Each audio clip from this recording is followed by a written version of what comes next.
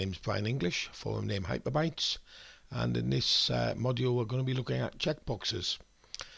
Fairly basic topic.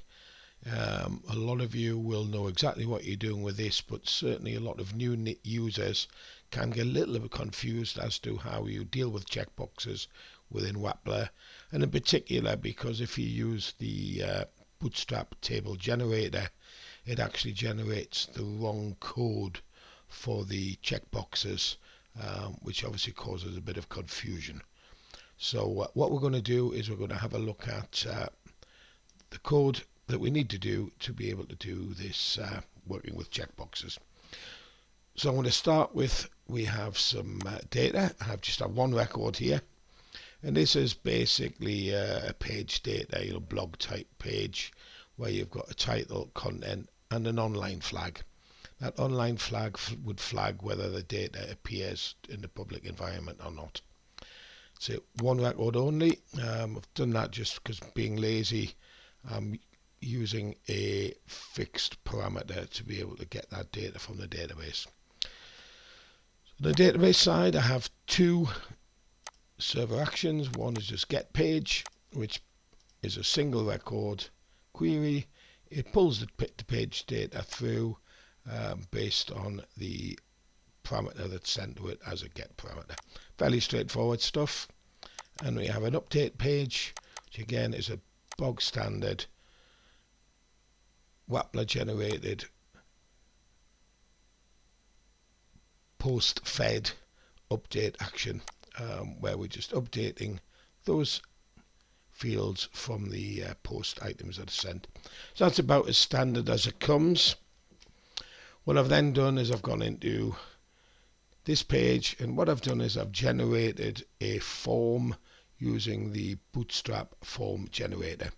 In that form we have a text page, we have a text box where we can obviously put more data in, and we have here, you can see, a checkbox to show whether that particular item is online. The form itself, when it runs, we have a success action, and I've actually, rather than doing the usual just reload of that server connect, I'm actually forcing a full browser reload just so we can see exactly what's happening. There's no confusion as to how the process works. So let's work through it one stage at a time. First of all, I need to explain how a post of a checkbox works. If the checkbox is ticked, it will send a static value to your API action. However, if the box is not ticked, it actually doesn't send any data at all. Doesn't send a 0 or 1 or anything. It simply does not post anything. So we need to be able to deal with what value we're going to send when it's ticked, what value we're going to, how we're going to untick it, and also we need to think about managing this tick to appear as and when it's required. At the moment, if I just fire it up, bog standard, click on online, save that, what you'll immediately see is that that online is not persistent. If we go into Wappler itself and have a look at the data, you can see we have nothing at all being sent to the server action. So why is that? Well, it doesn't know the value that's being sent, and this is one place where the Wappler auto-generated forms get it wrong. We see here within the checkbox properties, I should say, we need a static value. What I'm telling it there is just if the box is ticked and they hit save, then send the value of 1. So that's going to set the value to a Boolean true, we hope. A few changes to make. We're going to add, first of all, a static value to that checkbox. So we're sending a 1, in other words, a logical true, so that when we send it, it does actually receive a value. But there's something else we need to change within the dynamic attributes. It's fairly standard when you have these, that when you're filling in a form, its value, when it's retrieved on a database, will be that which is returned by the database. But here we're dealing with a checkbox, so we're not actually interested in the value directly. What we want to know is, should that box be checked? What we do is we go back into our dynamic attributes, input and checked. And what we do is we give a condition for when that should be checked. So in this case, when online, I'll just do this manually, is equal to 1.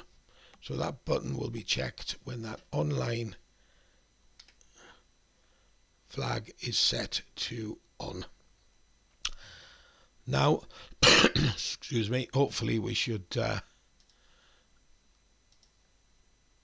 be able to, I'm just making sure that we got the right data there. So now if I go into our working with checkboxes again, just going to get rid of these old ones. If we check that and hit save, we can see now that that checked status remains persistent as we would want. So we also need to be able to uncheck it, of course. And if we do that, we check, we'll see, why hasn't it gone offline? And the reason is, if you remember when I talked earlier about the actions of how the post action works in a checkbox, when there is no value, nothing is sent to the server action. So we actually don't have a way of telling it, if unchecked, send a 0, a logical false. So we have to do that in the server action itself. So we're in our server action. I'm going to look at the update page action. We're going to go into our update options. And all I'm going to do is, in that online, I'm going to say, well, if no value was sent, in other words, it was unchecked, we're going to use a default value of 0. And that way, if nothing is sent, it will know that it needs to set that back to a false value. So let's go back into our page. Now if we save, we'll see now that online status is persistent and that offline is persistent. So that's how you deal with checkboxes. Say most of you guys and girls out there will know exactly how to do that. A lot of newer people get a bit confused as to exactly how it works, and in particular because the bootstrap table generator, as of the current iteration of Wappler, which is 6.4.1 off the top of my head, the generator gets it wrong, and obviously if you haven't been told how to do that, then it can get a bit confusing. So thanks for joining me, and hope you'll join me in the next tutorial I do.